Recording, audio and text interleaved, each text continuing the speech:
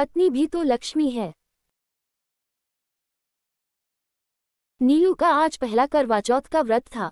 नीलू की सास ने सरगी देकर उसे करवा चौथ की पूरी विधि समझाई। हालांकि नीलू ने अपनी मम्मी को करते हुए देखा था, पर हर घर के रीति रिवाज थोड़े बहुत अलग होते हैं, तो नीलू ने बड़े ध्यान से विधि को समझा। नीलू, शाम 4 बजे तैयार रहना। बाजू वाली चाची के यहाँ करवा माता की पूजा करने जाना है। वहां से आने के बाद हम चांद का इंतजार करेंगे और फिर होगी तुम्हारी पहली करवा चौथ की पूजा। और हाँ, अनिल को बोल देना समय से घर आ जाए। नीलू की सास ने कहा, ठीक है मम्मी जी, मैं तैयार रहूंगी। इनको पहले ही कह दिया है, ये आ जाएंगे। टिफिन तो रखा था ना उसका, या भूल गई? आज उसके हाथ में टिफिन नहीं देखा मैंने। सुबह नाश्ता भी नहीं किया। मम्मी जी, मैंने नाश्ता लगाया था उनका, पर वो बोले कि जरूरी मीटिंग में जाना है, तो जल्दी जल्दी में टिफिन भी छोड़ गए और नाश्ता भी नहीं किया। कहीं लल्ला ने तो व्रत नहीं रख लिया? औरतों की चीजें औरतों पे ही अच्छी लगती है। नीलू को थोड़ा अजीब लगा, पर फिर सोची हाँ सही तो है। करवा चौथ तो औरतों का व्रत है, वही रखती हैं। मर्द थोड़ी करते हैं ये सब। और खुशकिस्मत होगी वो जिनके पति अपनी पत्नी के लिए दिन भर भूखे रह के उसकी लंबी आयु के लिए दुआ करे। खैर शाम हो गई। नीलू और उसकी सास पूजा करके आ चुकी थी। अनिल भी आ चुके थे। कमरे में अनिल ने नीलू को अपनी बाहों में पकड़ते हुए कहा, तो भाई, अब मैं 100 साल जीने वाला हूँ।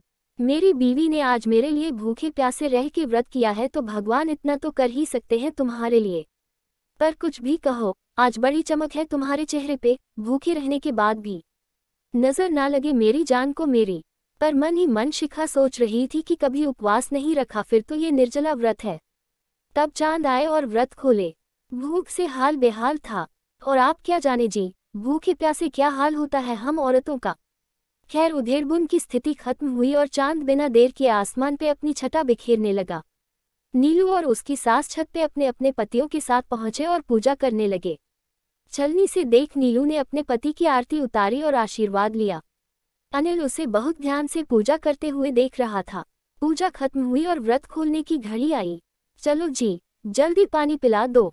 नीलू ने पानी से भरा गिलास अनिल को देते हुए कहा, अरे भाई, पूजा कहाँ खत्म हुई है अभी? मैंने तो की नहीं तुम्हारी। मैं भी तो अपनी पत्नी की लंबी उम्र की दुआ करूं। अरे लल्ला, तेरा दिमाग तो ठीक है, तू क्यों करेगा बहू की पूजा? नीलू की सास ने आंखें तरेर कर अनिल को देखा। क्यों माँ, मैंने भी तो व्रत रखा है अपनी बीवी के लिए।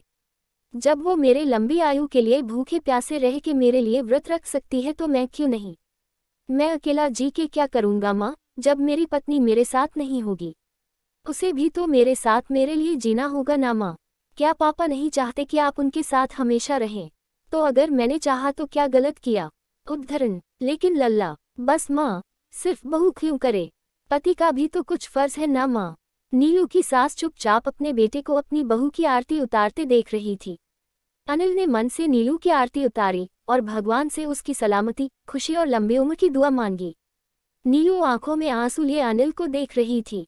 पूजा के बाद जैसे ही अनिल ने नीलू के पैर छुए, नीलू एकदम से पीछे हो गई।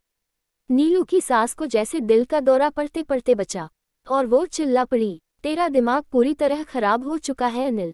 ये क्या कर रहा है? तू बहू के पैर छू रहा है? हमारे समाज में, हमारे घर में ऐसा किसी ने नहीं किया। कौन आदमी अपनी औरत के पैर छूता है? पर माँ, नीलू ने भी तो छुआ मेरे पैर। मैं भी तो वही कर रहा हूँ। हमारे देश में पति को देवता माना जाता है, इसलिए औरतें पति के पैर छूती हैं। और ये इसलिए भी होता है कि उसे सौभाग्य मिले, पुत्र प्राप्ति हो, उसके पाप कट जाएं। ये नियम है लल्ला, तू उसके पैर छू के नियम का अपमान कर रहा है। औरतों का फर्ज है मर्द के सामने झुकने का। मर्द सर उठा के चलता है, झुका के नहीं। नीलू की सास की आवाज अब तेज हो चुकी थी।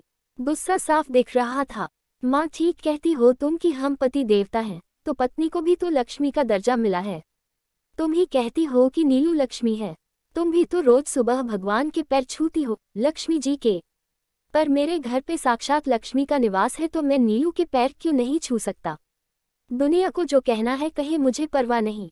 उद्धरण चिन्ह। सास सर पीटते हुए नीचे चली गई। नीलू की आंखों से आंसू अब भी बह रहे थे। उसने कुछ कहना चाहा, पर अनिल ने अपने हाथ उसके होठों पे रख दिए। नीलू, तुमने जो भी मेरे लिए किया उसका तहे दिल से धन्यवाद। हर जन्म मुझे तुम मिलो, आज बस यही मांगता हूँ। नीलू को आज सब कुछ मिल गया। दोनों ने एक दूसरे का व्रत खोला और एक दूसरे का हर परिस्थिति में साथ निभाने का वादा किया। नोट दोस्तों, ये कहानी काल्पनिक नहीं है, मेरे एक दोस्त की अपनी कहानी है। तो आप सब ये ना सोचे कि ऐसे पति नहीं होते, लेकिन वो औरत खुशनसीब है जिन्हें ऐसे पति मिलते हैं। समाज पत्नी के पैर छूने की इजाजत किसी को नहीं देता, लेकिन मारने पीटने की देता है। तो फिर उसे लक्ष्मी की संज्ञा क्यों देते हैं?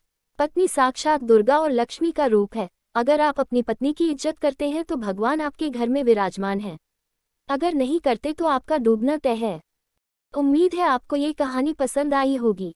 ऐसी ही और भी अच्छी अच्छी कहानियाँ पढ़ने और सुनने के लिए हमारे चैनल को लाइक करें, शेयर करें और सब्सक्राइब करें। Thank you.